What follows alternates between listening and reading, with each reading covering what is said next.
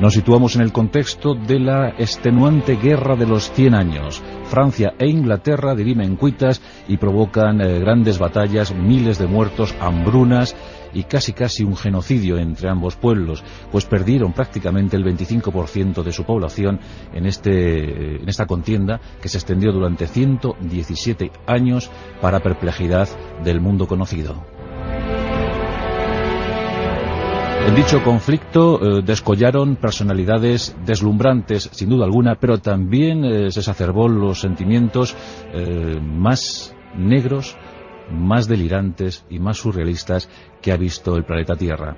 Vamos a hablar de Gilles de Gaulle, vamos a hablar de Carlos VII el Bien Servido, dos personajes que fueron amigos, pero que finalmente chocaron por un suceso, la muerte de Juana de Arco. Eran casi parejos en edad. Carlos VII había nacido en 1403, Gilles de Gaulle en 1404, en Chantoché, en Anjou. Y bueno, pues la verdad es que tenían que coincidir porque la monarquía francesa necesitaba a sus grandes aristócratas y sus oportunas fortunas. Gilles de Gaulle, en él confluían diversas riquezas, lo que le elevaba a la categoría de segundo terrateniente, segundo hombre más rico de Francia después de la mismísima monarquía. Por tanto, tanto el uno como el otro estaban predestinados a unir destino en esta guerra contra los ingleses.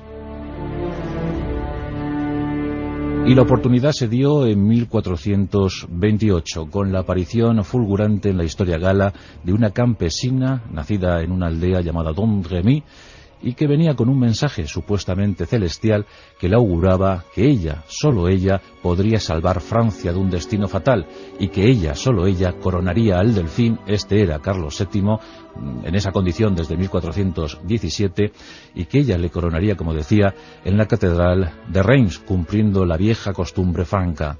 Todos los reyes que quisieran serlo de Francia deberían ungirse en Reims.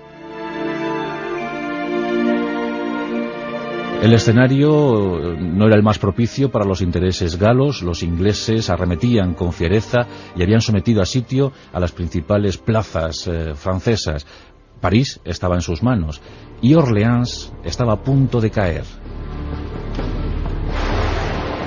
La desesperación provocó que finalmente Carlos VII diese un exiguo contingente a Juana de Arco y que pusiese a su lado a Gilles de Gaulle como escolta y protector. Aquellas tropas, emocionadas por el discurso de la doncella de Orleans, encaminaron sus pasos hacia la plaza, esa cabecera del río Loira, y de forma sorpresiva no solo liberaron Orleans, sino que también iniciaron una ofensiva como jamás se había visto en uno de esos episodios claros para la historia gala. Desde luego que en ese momento Juana de Arco se convirtió en la heroína por excelencia, y a su lado Gilles de Gaulle, un misántropo convencido, un hombre de armas francés, dispuesto a beber sangre, dispuesto a hacer pagar muy cara la osadía del inglés, incluso la de sus coetáneos, la de sus conciudadanos. Ambos pasaron a la gloria. Con apenas 25 años de edad, sin haberlos cumplido, Gilles de Gaulle era alzado a la categoría de mariscal de Francia.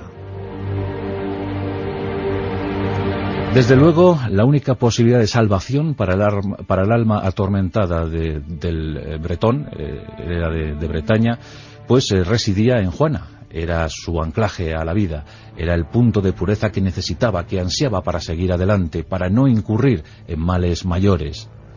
Gilles de Gaulle era un asesino nato, disfrutaba matando al enemigo, incluso a los amigos.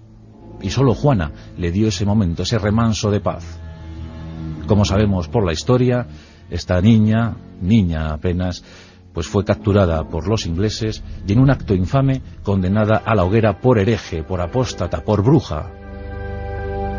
Gilles de Gaulle acudió a la corte y solicitó una entrevista con el rey. Este desagradecido personaje no quiso prestar ayuda a Gilles de Gaulle para liberar a Juana de Arco antes de ser quemada. Y según se cuenta, se produjo una discusión tremenda en la que solo gritó, solo vociferó Gilles de Gaulle. Consciente de la negativa real, insultó al rey llamándole bastardo. En realidad lo era, su propia madre así lo afirmaba. Volvió a pedirle esos refuerzos. Carlos VII cayó. enmudeció, y Guis de Gué, en un arrebato de ira, se despojó de su flor de lis, el símbolo monárquico francés, y lo lanzó al suelo pisoteando ese emblema. Desatendió sus funciones de mariscal, se desentendió del mundo y desde luego de la humanidad.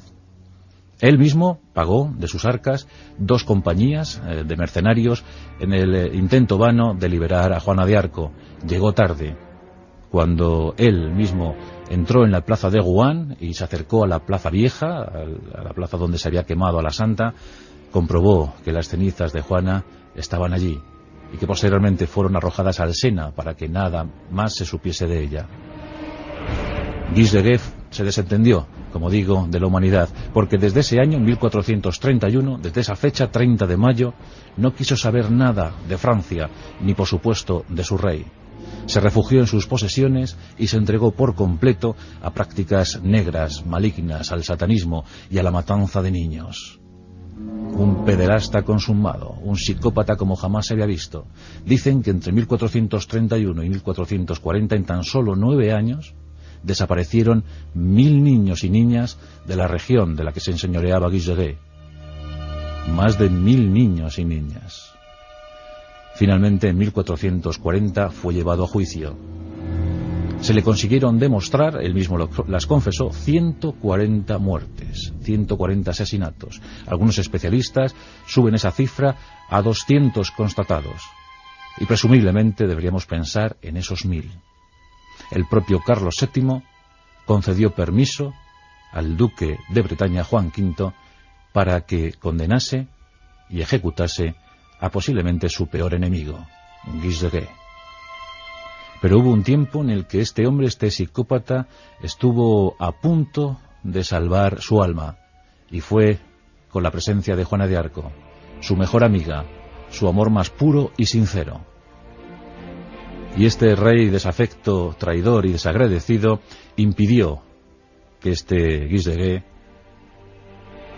fuese realmente lo que quería ser, alguien bueno, alguien que solo pudiese abrazar causas sinceras y nobles. Carlos VII, uno de esos personajes nefastos que de vez en cuando aparecen para desconcierto de todos.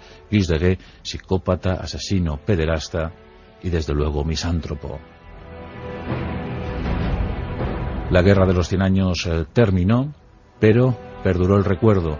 De Carlos VII no tanto, de Guis de Gué sí, gracias a Charles Perrault, quien inmortalizaría la figura del bretón en sus cuentos, y ahí apareció, ahí surgió el nombre Barba Azul, inspirado en la figura de Guis de Gué. Y de Juana de Arco, ya sabéis todo lo que hay que saber, incluido el mito sobre sus presuntas cenizas halladas en una vasija. Y claro, después de los análisis pormenorizados, después de la alta tecnología, después de los perfumistas, se determinó que aquellas cenizas provenían no solo de Rouen, ni de Bretaña, ni de Normandía, sino de Egipto. Eran de 1 o 2 momias, incluido un gato. Tristes paradojas las que nos ofrece la historia. Pero hoy hemos enfrentado a 2 que desde luego eran de armas tomar. Guis de Gué, mariscal de Francia por un lado, Carlos VII el bien servido por otro. La Rosa de los Vientos, con Juan Antonio Cebrián, en Onda Cero.